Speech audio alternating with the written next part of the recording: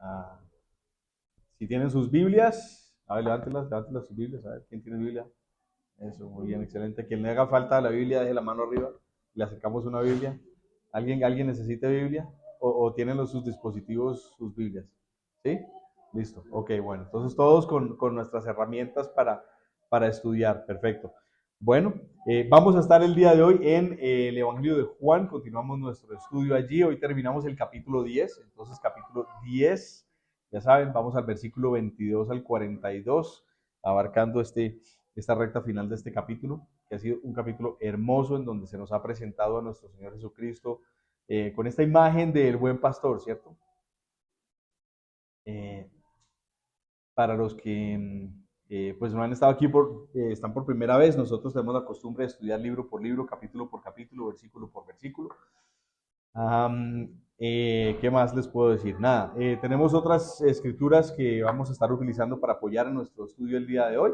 Para los que tienen sus apuntes, sus cuadernos, los que les gusta tomar fotos también, pueden tomar la fotico y con eso pues pueden repasar y seguir nuestro tiempo juntos acá. Sin más, vamos entonces a comenzar con una oración, pedir al Señor que nos acompañe esta mañana en nuestro estudio. Si quieren inclinar sus rostros, lo pueden hacer. Si tienen colmillos, como decíamos la semana pasada, las morsas, no inclinen su rostro. Pero bueno, oremos. Padre amado, gracias te damos esta mañana por tu amor, por tu gracia, por tu misericordia, por quien tú eres, Señor, por tu majestad, por tu justicia, por tu rectitud. Porque en medio de nuestro día a día es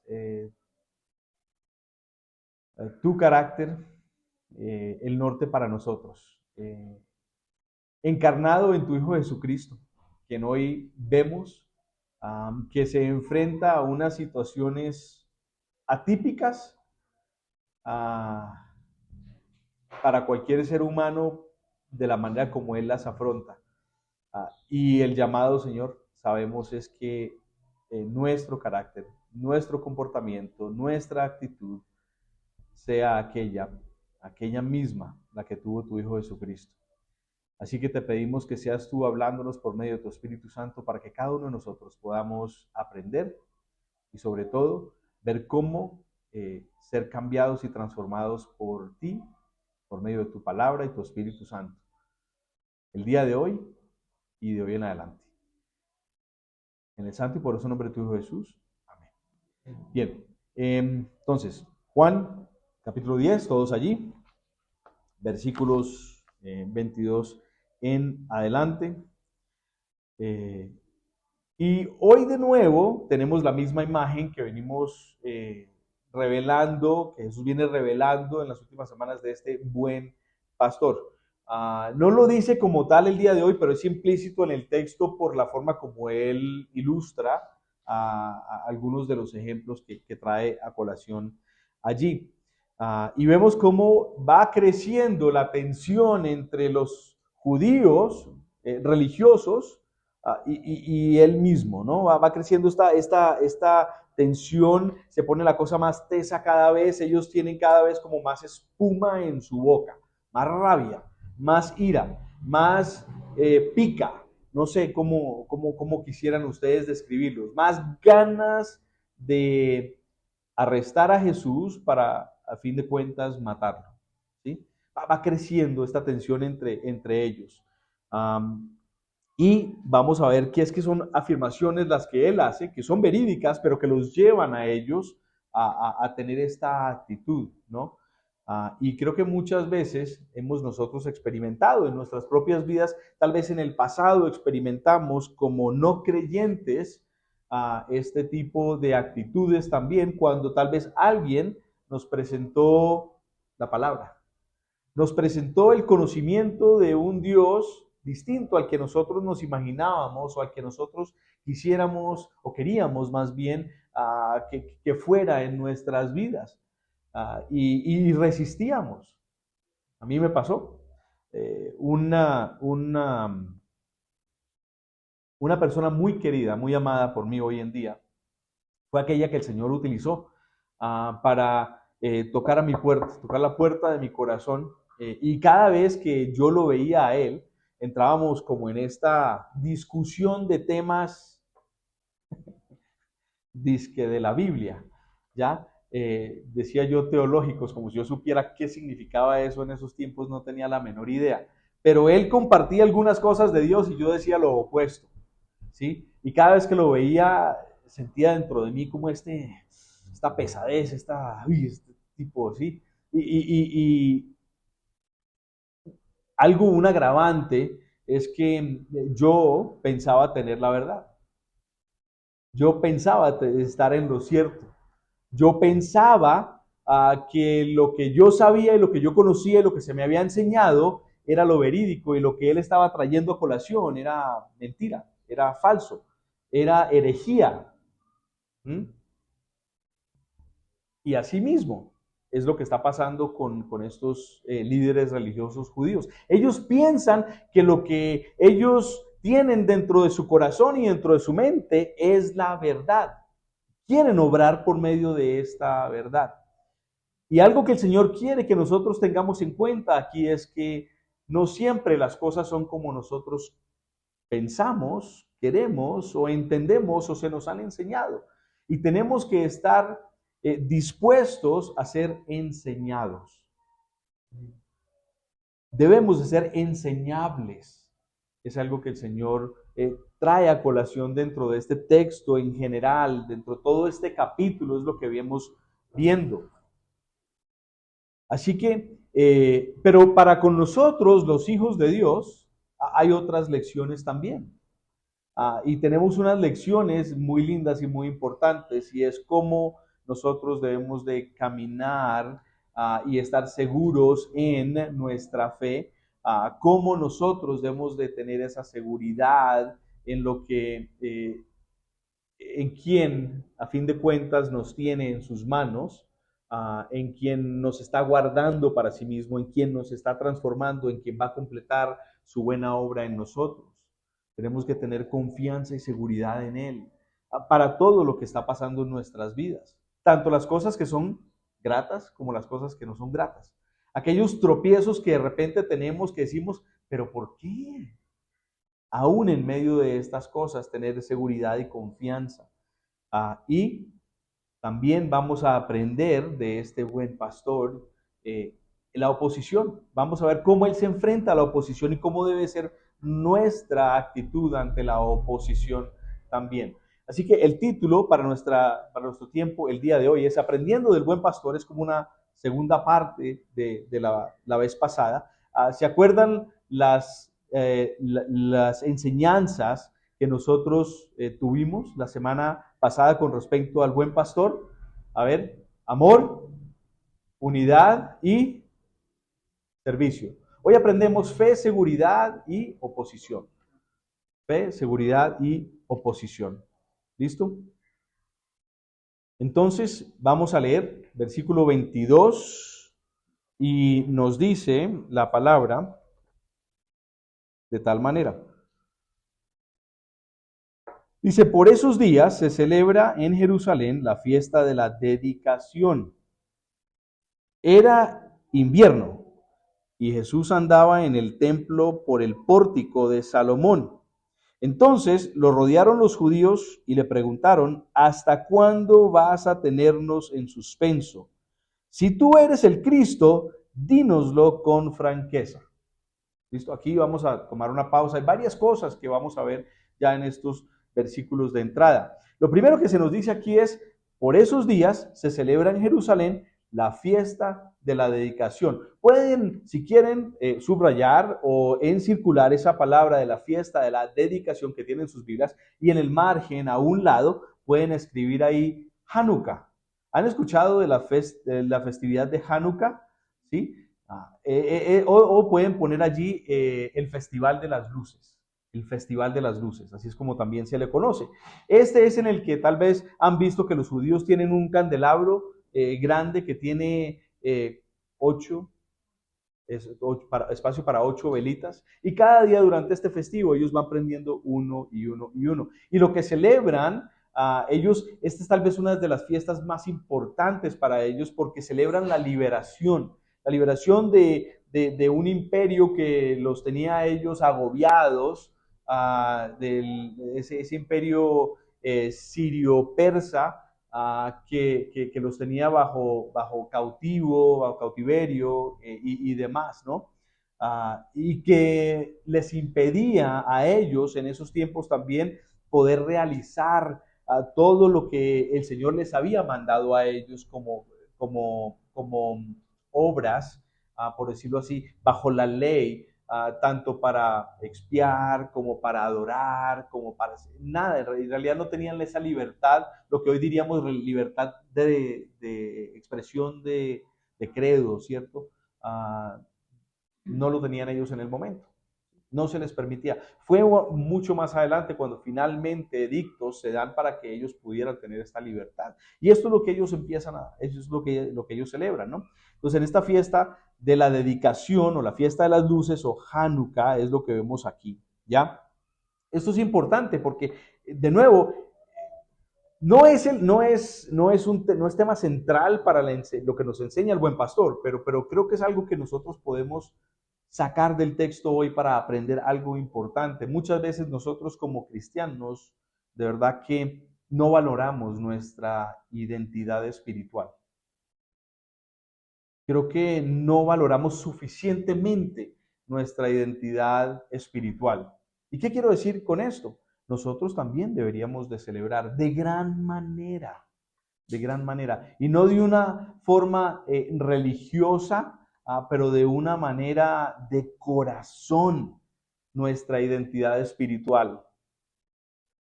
Si los israelitas fueron libres de un imperio, nosotros somos también libres. Hemos sido libertados de un imperio, y ese imperio es el imperio del pecado, el imperio de la muerte, el imperio de Satanás. Y yo no sé si ustedes caen en cuenta o dimensionan, o muchos de nosotros como cristianos dimensionamos lo que esto significa. Yo no sé si es verdad o no, pero en esta semana, curiosamente, escuché un video, o un audio más bien, que iba acompañado de una gráfica video en la cual se decía que yo no me acuerdo en qué parte del mundo se excavó una fosa. Y en esta fosa resulta que es la más profunda que se ha excavado en todo el mundo.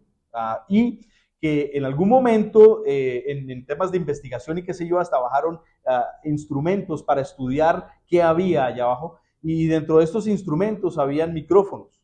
Y bajaron estos micrófonos por allá y que se escuchaban gritos. Yo escuché el audio y se escuchaban como gritos, como llanto, como gente desesperada.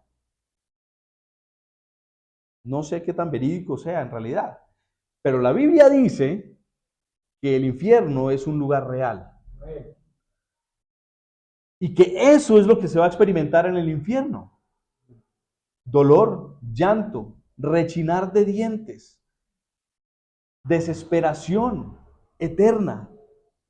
Y todos nosotros hemos sido los que hemos depositado nuestra fe en Jesucristo, quienes creemos que Jesús es el Salvador del mundo, el Mesías, el Hijo de Dios, el prometido, el que desde la eternidad participó en la creación y en la eternidad futura va a restaurar todas las cosas en sí mismo para con Dios. Somos libres de esa experiencia. Y eso es de celebrar. ¿Cómo lo celebramos nosotros? Bueno, tradicionalmente como cristianos celebramos, ¿cierto que sí? Celebramos tal vez en la Navidad. ¿Qué celebramos en la Navidad nosotros? El nacimiento, la venida de ese Mesías. Bueno, ahora que se aproxima y ya vamos a las tiendas y todas tienen las decoraciones de las cositas de Navidad, ¿no? Y se aproxima esta temporada, y ¿cuál va a ser nuestra actitud en medio de esta temporada que se avecina? Ojalá que sí. Ojalá que sea una actitud de gozo, de agradecimiento, de regocijo, de celebración, de valoración de nuestra identidad, porque el hecho de que nuestro Mesías haya venido, que es una realidad que ha sido comprobada una y otra vez, es de celebrar. Pero también llegará la temporada en que celebraremos otro suceso importantísimo para con nosotros. Porque sin esto nada tiene sentido y viene siendo ¿qué? La resurrección de nuestro Señor Jesucristo, claro que sí. Y llegará ese momento y ese día no es un día es el domingo ¿cómo le dicen coloquialmente? La Pascua, ¿no? Le dicen. Nosotros le llamamos el día de resurrección, sí, exacto. El domingo de resurrección, porque es el suceso más importante para la historia de cualquier cristiano. Y ese día, y no solo ese día y el día en que celebramos la Navidad, sino pienso yo que todos los días nosotros tendremos tener esos dos sucesos en mente. Hoy debemos de tener ese suceso en mente. Hoy vamos a celebrar la Santa Cena, pero que nuestro enfoque en la Santa Cena no sea solo la muerte de nuestro Señor Jesucristo, sino el hecho de que Él resucitó también, ¿cierto? Eso también es lo que nosotros celebramos mediante la Santa Cena. Celebramos a nuestro Dios resucitado, porque al Él resucitar es el que deja es ese pecado en la tumba, esa muerte la vence, ¿sí? Y nosotros junto con Él. Entonces, algo que nosotros debemos de tener en cuenta, así como los judíos valoraban esa identidad espiritual que ellos tenían, pues nosotros aún más, aún más. No es un punto súper importante dentro de lo que nuestro Señor Jesucristo nos va a mostrar el día de hoy, pero creo que dentro del contexto cabe y vale la pena resaltarlo, ¿cierto que sí? Primera de Pedro, capítulo 2, versículo 9, para resaltar, pero ustedes son descendencia escogida, sacerdocio regio, nación santa, pueblo que pertenece a Dios para que proclamen las obras maravillosas de aquel que nos llamó de las tinieblas a su luz admirable. Debería tener allá, me faltó la BL, no sé por qué, pero bueno, admirable. Y ahí está. Primera de Pedro, capítulo 2, versículo 9. Eso es lo que nosotros, esa es nuestra identidad. ¿La celebras? ¿La valoras? ¿Por encima de cualquier otra cosa? De nuevo, para los judíos, esta era una de las fiestas más importantes que ellos celebraban. Continuamos entonces allí, y algo que quiero que notemos también en estos versículos que acabamos de leer es el versículo 24, esta pregunta que le hacen entonces a Jesús: ¿hasta cuándo vas a tenernos en el suspenso? Y aquí viene la petición de ellos. ¿Listo? Si tú eres el Cristo, el Mesías, dínoslo con franqueza. Subrayen, dínoslo con franqueza, porque vamos a atarlo ahorita a otra parte en este texto. ¿Listo? Entonces, continúa diciendo Jesús allí cuando él responde, dice, versículo 25, ¿no? Ya se lo he dicho a ustedes y no lo creen. Las obras que hago en nombre de mi Padre son las que me acreditan. Está diciendo, lo que yo vengo haciendo, los milagros, los prodigios, las mismas enseñanzas que los dejan a ellos todos como que wow, ¿sí? Que les vuelan la tapa, ¿sí? Todo eso es lo que acredita a que Jesús es quien Él dice que Él es. Está diciendo acá. Ahora Jesús les resalta por qué ellos no entienden. Pero ustedes no creen porque no son de mi rebaño. Mis ovejas oyen mi voz y yo las conozco y ellas me siguen. Yo les doy vida eterna y nunca perecerán, ni nadie podrá arrebatármelas de la mano. Mi Padre que me las ha dado es más grande que todos y de la mano del Padre nadie las puede arrebatar. Aquí vemos nosotros también la parte de la fe. Nuestra fe no es una fe hueca. Nuestra fe no es una fe colgada en posibilidades. Nuestra fe es una fe verídica.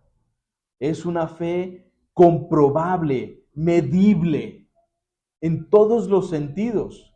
Hemos hablado muchas veces de las cantidades de evidencias que nosotros tenemos con respecto a nuestro Señor Jesucristo y al cumplimiento de sus promesas, al cumplimiento de las escrituras, de las profecías que conciernen a Jesucristo, de los testigos oculares de nuestro Señor Jesucristo resucitado.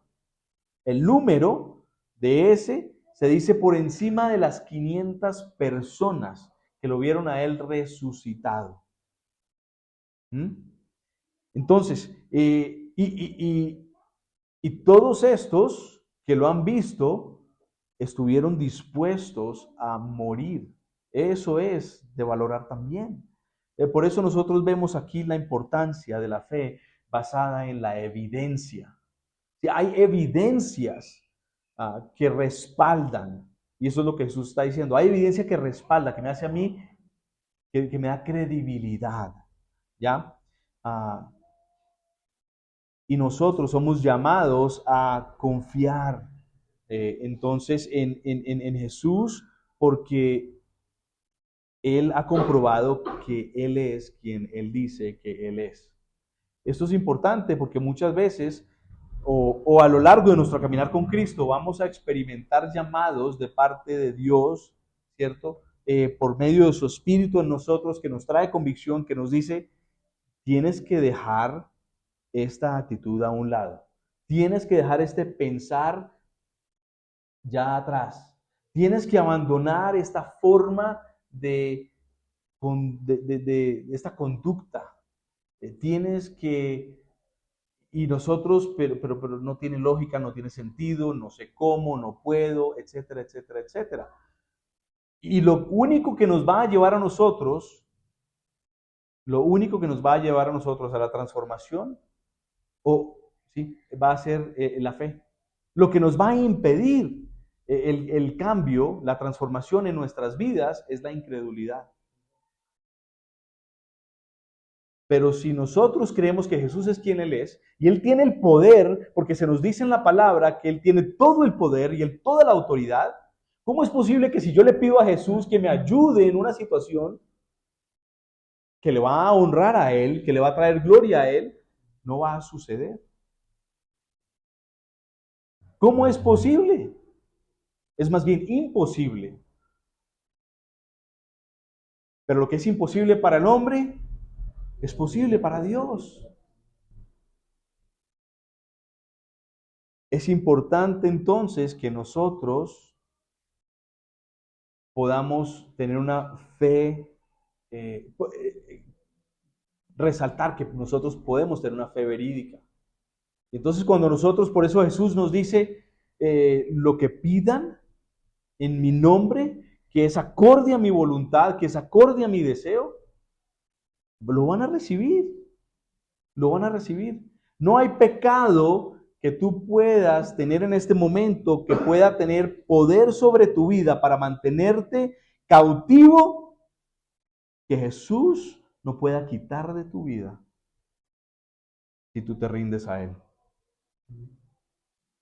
Hechos capítulo 2, versículo 22, dice, pueblo de Israel, escuchen esto, Jesús de Nazaret fue un hombre acreditado por Dios ante ustedes con milagros, señales, prodigios, los cuales realizó Dios entre ustedes por medio de Él, como bien lo saben. De nuevo, resaltando que todo lo que Jesús hizo, Él da fe de que Él es quien Él es. Nadie podía hacer las cosas que Jesús hizo. Sabemos y hemos hablado muchas veces antes también que hubo muchas personas que en la historia de la Biblia se nos muestra, inclusive echémonos atrás a la historia del pueblo de Israel por allá, cuando todavía están ahora en cautiverio, pero en esta vez en otro lugar que es Egipto, y llama a Dios a Moisés a que vaya ante el faraón y le da unas señales para que el faraón le crea que viene de parte de Dios, y pues el faraón tiene ya sus magos y demás, y ellos hacen algunas cosas parecidas o similares. ¿Sí? Hay muchos hombres que han hecho cosas increíbles.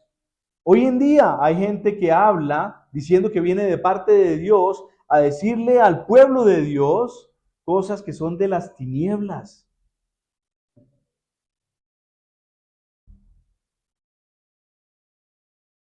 pero nadie ha tenido el poder sobre la muerte como Jesús. Solo Él ha resucitado. Nadie en la historia de la humanidad, nadie, ni Mahoma, ni Alá, Mohammed, ni nada, ha dicho resucité.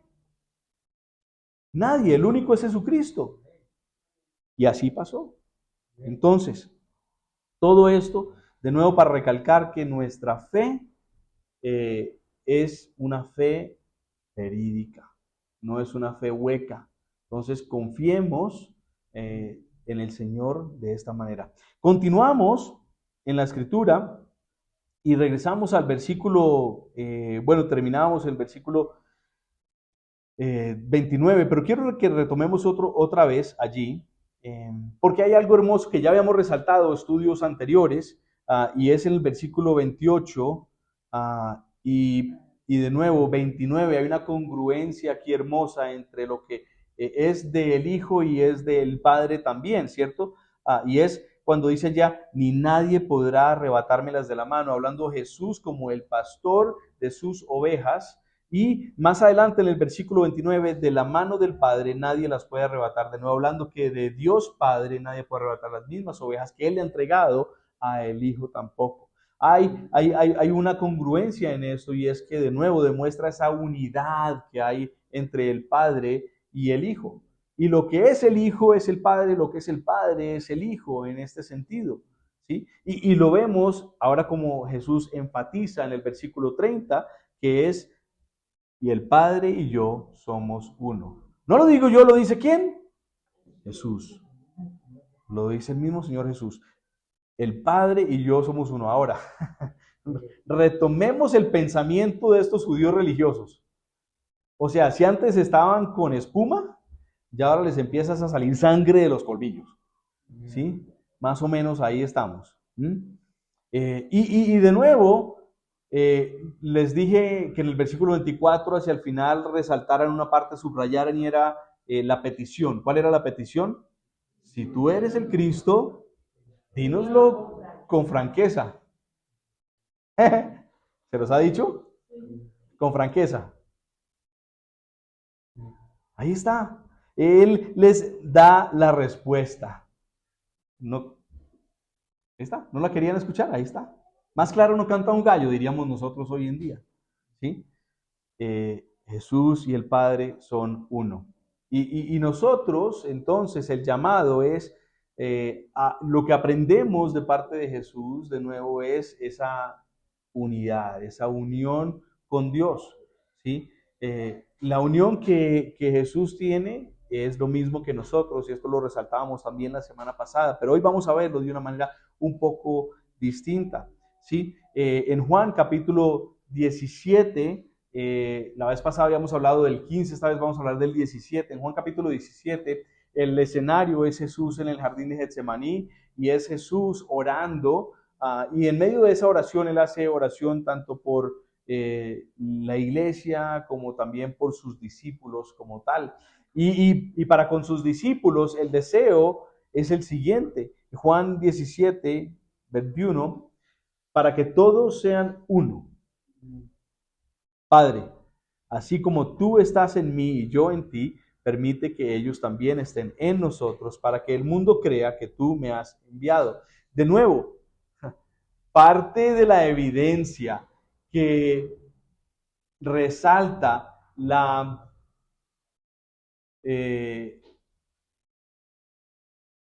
verdad de Cristo somos nosotros. O más bien, podemos ser nosotros. Pero todo depende de cómo nosotros estemos mostrando a Cristo al mundo. Si nosotros mostramos a Cristo al mundo de la misma manera que el mundo se comporta, pues no hay diferencia.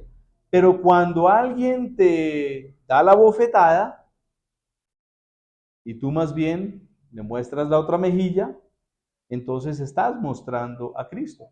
Cuando hay alguien del cual ya la gente ha despreciado y ha desechado, y tú te acercas a esa persona o personas, y tú más bien buscas ver cómo puedes ayudar entonces tú estás mostrando a Cristo.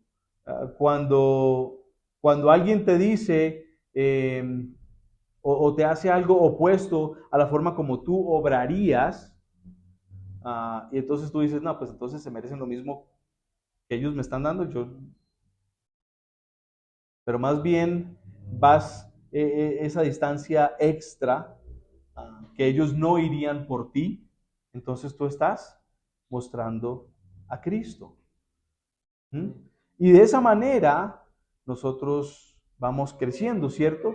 Y a lo que vamos creciendo y vamos madurando, de repente nuestro comportamiento no era el que era tiempo antes y entonces ahora la gente dice, ¿y por qué tan distinto? ¿Por qué tan diferente?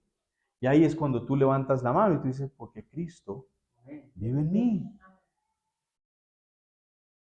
¿Y será que ese Cristo que vive en ti puede vivir en mí también? ¿Y puedo ser distinto, diferente? Y claro que sí, claro que sí. Entonces, este es el llamado. Este es el llamado. Ahora, los judíos se encendieron. Se encendieron al oír las palabras de Jesús. Miremos, regresemos ahora al versículo. Después de que él declara, el Padre y yo somos uno, acto siguiente, una vez más los judíos tomaron piedras para arrojárselas. Pero Jesús dijo, vamos a ver el contraste de nuevo entre el mundo y Cristo. Pensemos en el mundo y nosotros, los discípulos de Cristo también, ¿no? Pero Jesús les dijo, yo les he mostrado muchas buenas obras que proceden del Padre. ¿Por cuál de ellas me quieren apedrear? Ellos respondieron, no te apedreamos por ninguna de ellas, sino por blasfemia, porque tú, siendo hombre, te haces pasar por Dios. ¿Qué es lo que está enfrentando Jesucristo? Bueno, lo que viene enfrentando ya de tiempo atrás, y es oposición. Ahora, el mundo y Cristo, el mundo y nosotros los cristianos, ¿esperamos recibir algo distinto de lo que Cristo experimentó? De ninguna manera. Hoy en día la cosa está aún más caliente. El caldo está hirviendo en términos de la oposición que el cristiano está experimentando. No es sino ver cualquier canal de noticias o red de noticias y que no pasan 2 o 3 pantallazos que ya estamos viendo una situación que apunta hacia la oposición bíblica que nosotros estamos viendo, que estamos experimentando. ¿Y qué es lo que yo quiero resaltar? La palabra es clave y es afrontar. Afrontar. Afrontar la oposición por nuestra fe.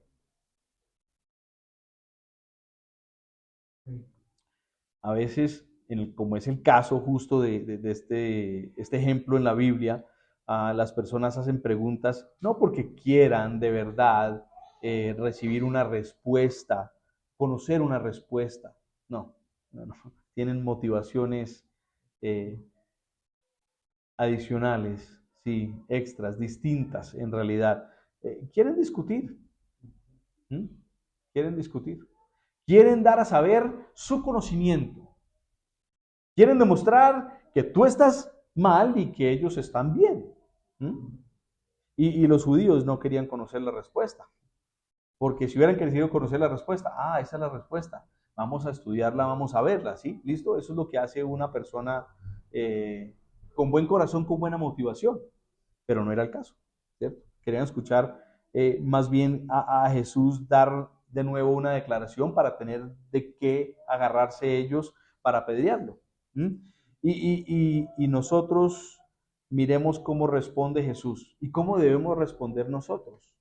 Jesús tenía de nuevo todo el poder, toda habilidad. ¿Qué había hecho Jesús hasta este momento? Había secado higueras. ¿Cuál de nosotros hemos pasado por un matorral? ¿Cierto? No, a ver, hagámosla más linda todavía la ilustración. ¿Cuáles de nosotros nos gustan los jardines? Y hemos tenido un jardincito, una plantica, la cual en algún momento hemos querido, hemos preciado, le hemos abonado, le hemos echado su agüita, le hemos puesto en su lugar adecuado con luz y por ahí hay maleza. Y la maleza empieza a tomarse la plantica o el jardincito, ¿cierto? ¿Y cuántos de nosotros hemos querido tal vez que esa maleza se desaparezca para siempre y vuelve y sale esa maleza, ¿cierto? Cuando yo estaba en Cartagena, así me pasaba. En la iglesia afuera había un jardincito, piedras, una fuentecita linda, y no había día que yo no llegara a la iglesia, que no me tocaba acercarme ya para arrancar cosas tan tenaz, ¿no? Y, ¡sécate! Y nunca se secó. Nunca se secó. Todos los días era arranque esa cosa. Jesús tenía ese poder y lo hizo, lo demostró, ¿cierto? Espíritus malignos los expulsaba, ¿cierto? Y a estos hombres, ¿cómo podía haberles respondido él? Como si no me hubiera querido.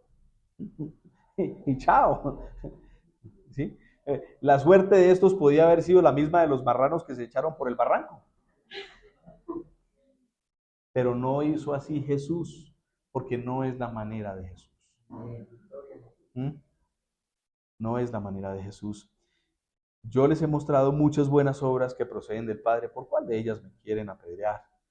Y miremos aún entonces el llamado. El llamado a nosotros es Mateo capítulo 5, versículo 44. Pero yo digo, amen a sus enemigos y oren por quienes los persiguen. Cuando nosotros enfrentamos oposición, vemos oposición, ¿cómo actuamos nosotros? ¿Cuál es nuestra actitud? Nosotros entonces amamos, nosotros oramos por esas personas o por esas situaciones que de una manera u otra nos tienen agobiados, cansados, azotados. Ese es el llamado. Ahora, no solo es importante el saber que hay oposición, es importante saber que hay oposición. Jesucristo mismo dijo, no se sorprendan. En el mundo van a experimentar tribulación. Jesús mismo dijo eso. Entonces, el saberlo es importante, pero no es lo más importante. Lo más importante es más bien que debemos de afrontarlo. O sea, tenemos que hacer algo con respecto a la oposición. No solo saber que está ahí, sino tenemos que hacer algo. ¿Ya? Y Jesús no se queda ahí pasivo en el asunto. Él continúa actuando en pro de esta oposición que él está experimentando.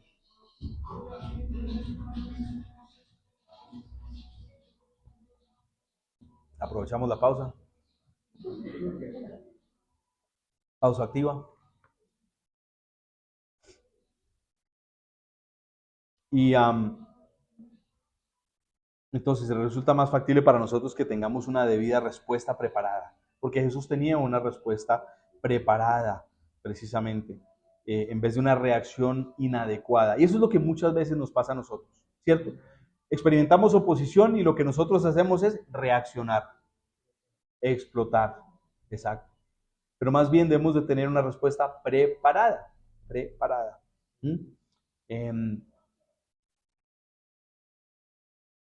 Ahora, regresamos ahora a nuestro texto y versículo 34, y entonces, de nuevo, respuesta a nuestro Señor Jesús, seguimos, ¿no? ¿Y acaso, respondió Jesús, no está escrito en su ley? Miren la respuesta que él tenía preparada.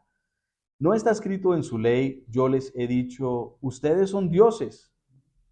Si Dios llamó dioses a aquellos para quienes dio la palabra y la escritura puede ser quebrantada, ¿por qué acusan, no puede ser quebrantada, perdón, por qué acusan de blasfemia a quien el Padre santificó para sí y envió al mundo? Tan solo porque dijo, yo soy el Hijo de Dios. O sea, él tenía ya preparada una respuesta, ¿no? Y una respuesta muy sabia. ¿De dónde sacó Jesús su respuesta? De la palabra, de la palabra. Un salmo se nos dice allí, correcto, es el Salmo 82. Salmo 82, versículo 6, dice así: yo les he dicho, ustedes son dioses, todos ustedes son hijos del Altísimo. Se está refiriendo el salmista a los jueces del pueblo de Israel. El salmista estaba diciendo que Dios ha dicho, ustedes son dioses, todos ustedes son hijos del Altísimo. ¿Por qué? Porque tenían en sus manos como jueces, tenían la potestad, la habilidad de decidir de vida o de muerte para alguien. Y solo Dios, sabemos nosotros, es el que da la vida y el que quita la vida. Entonces, de ahí es de donde se agarra el salmista, está diciendo esto el salmista, y de ahí entonces Jesús está diciendo, bueno, si a los hombres, es decir, a ustedes, los jueces, porque ustedes son los jueces modernos, hablando de estos líderes religiosos, se les dice que ustedes son dioses, ¿por qué se ponen bravos si yo digo que yo soy el Hijo de Dios? Si ustedes son dioses. Los deja perplejos. Los deja perplejos. Y esa es la respuesta astuta de nuestro Señor Jesucristo. Tenía una respuesta preparada. Y entonces cuando alguien se te viene a ti y cuestiona tu personalidad, no, pues ahí viene el santo. Esa es una de las que más duele, ¿no? Cuando le dicen a uno así, no debería dolernos. Deberíamos regocijarnos que nos estén diciendo, ahí viene el santo. El santo no, me falta mucho. Pero sí trato de obrar de una manera distinta, ¿sí? De la manera que mi Señor Jesucristo me llama a obrar, ¿sí? Porque yo debo ser imitador de Cristo, ¿sí? Y eso viene de la palabra. Y así dar una respuesta distinta, ¿ya? Eso es lo que nuestro Señor Jesucristo hace. Y es el llamado entonces para nosotros. Continuamos versículo 37. Si no hago las obras de mi Padre, no me crean. Pero aunque no me crean a mí, si las hago, crean a mis obras, para que sepan y entiendan que el Padre está en mí y que yo estoy en el Padre. Esto de nuevo resaltando que ellos saben, ellos conocen la Escritura, ellos saben todo lo que Dios ha hecho para con el pueblo, los milagros grandísimos que Él ha hecho para con el pueblo. Cuando había necesidad de comida, ¿qué hizo Dios para con el pueblo? Les trajo algo de la nada. Están en el medio del desierto y donde no hay ni una planta, no hay absolutamente nada. Y Dios les trae provisión del cielo mismo, directamente. ¿Sí? Está Jesús enfrente de 5,000 hombres, sin contar mujeres y niños, y hay ¿cuántos peces? ¿Cuántos panes? Para tanta gente. ¿Y qué hace Jesús? Provisión del cielo. Si no me creen a mí, crean mis obras, porque mis obras son las mismas obras del Padre. Nuevamente intentaron arrestarlo. Versículo 39. Pero él se les escapó de las manos. Volvió Jesús al otro lado del Jordán, al lugar donde Juan había estado bautizando antes, y allí se quedó. Mucha gente acudía a él y decía, aunque Juan nunca hizo ninguna señal milagrosa, todo lo que dijo acerca de este hombre era verdad. Y muchos en aquel lugar creyeron en Jesús.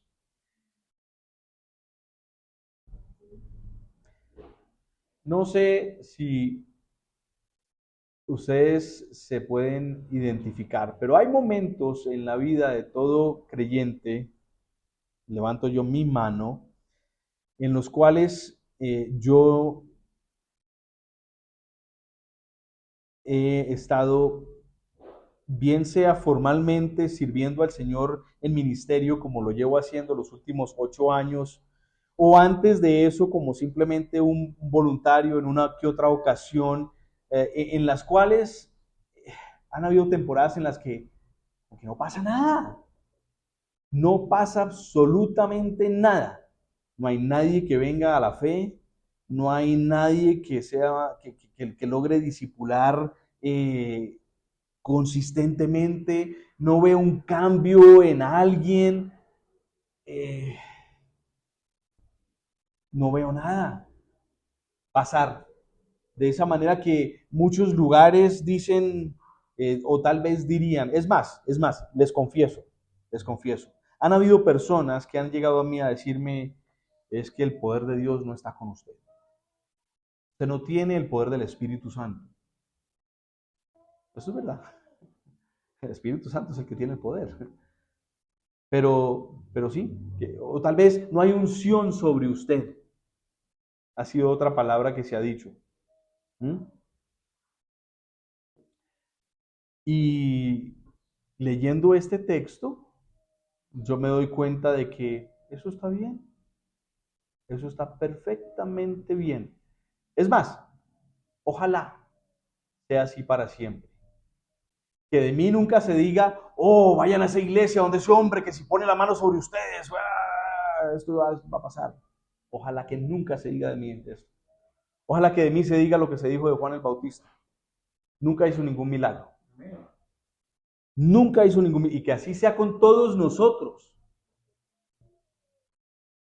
Jesús dijo que el mayor profeta nacido en la historia del mundo fue un hombre que nunca hizo ningún milagro.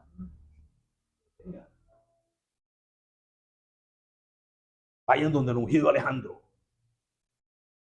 Corran, corran, corran, donde escuchan eso. ¿Sí?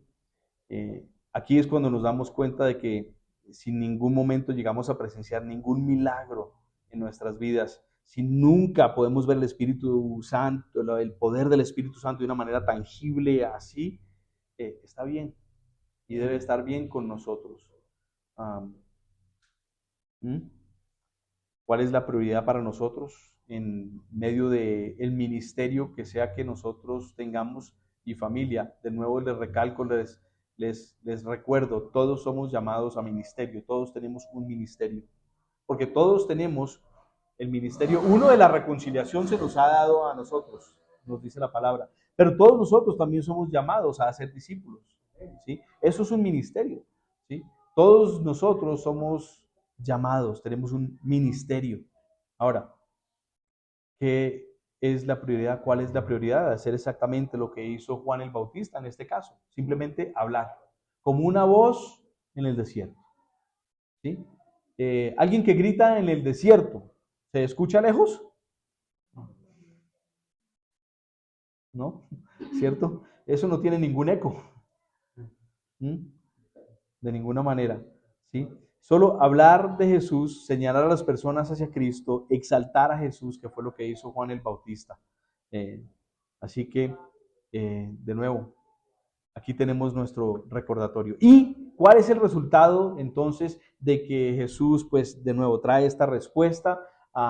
Y fíjense, entonces ahí está el cuestionamiento y el reconocimiento de estos otros que están allí. Si bien unos continuaron con el deseo de rechazarlo, sino que él pues se fue de este lugar, pues hay otros que sí llegan entonces a creer en él.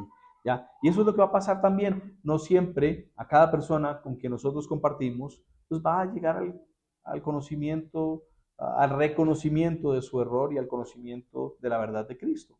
¿Sí? Eso va a pasar. Pero ahí dice, versículo 22, y muchos en aquel lugar creyeron en Jesús. ¿Sí? La confrontación y el rechazo no detuvieron a Jesús. Muchos creyeron en Él. En nuestras vidas también enfrentaremos desafíos y oposición en nuestra fe. Pero recordemos que Jesús es el buen pastor que nos guía, ¿se acuerdan? Hablábamos hace 3 semanas atrás. Que nos protege, hablábamos también hace 3 semanas. Que asegura nuestra eternidad. Resalta él hoy diciendo, nadie los quita de mi mano. Valoremos nuestra identidad espiritual, basemos nuestra fe en evidencia, busquemos una unión cercana con Dios y enfrentemos la oposición con amor. A través de Cristo encontramos la seguridad y la paz que necesitamos en esta vida y la venidera. Amén. Oremos. Padre, te damos gracias por tu palabra, Señor, gracias por tu Espíritu Santo que obra en cada uno de nosotros individualmente y especialmente, Señor. Gracias porque somos sellados con tu Espíritu. Gracias porque tu Hijo Jesucristo, de nuevo parte de su promesa era de dejarnos un colaborador. Y ese es el Espíritu Santo. Gracias porque en este momento ha traído a colación situaciones tal vez en las cuales estamos viviendo cada uno de nosotros. Y a la luz de tu palabra, el llamado, el ánimo para con cada uno de nosotros de conformarnos a esa actitud, la cual tu Hijo Jesucristo nos mostró, nos modeló mientras caminaba aquí en la tierra experimentando lo mismo que nosotros, teniendo los mismos sentimientos y experimentando las mismas emociones que nosotros también, Señor, pero aún de una manera distinta. ¿Por qué? Porque Él estaba lleno del Espíritu. Señor, de nuevo, llénanos de tu Espíritu para poder obrar, para poder ser evidencia de que Cristo vive y vive en cada uno de nosotros. En el santo y poderoso nombre de tu Hijo Jesús. Amén.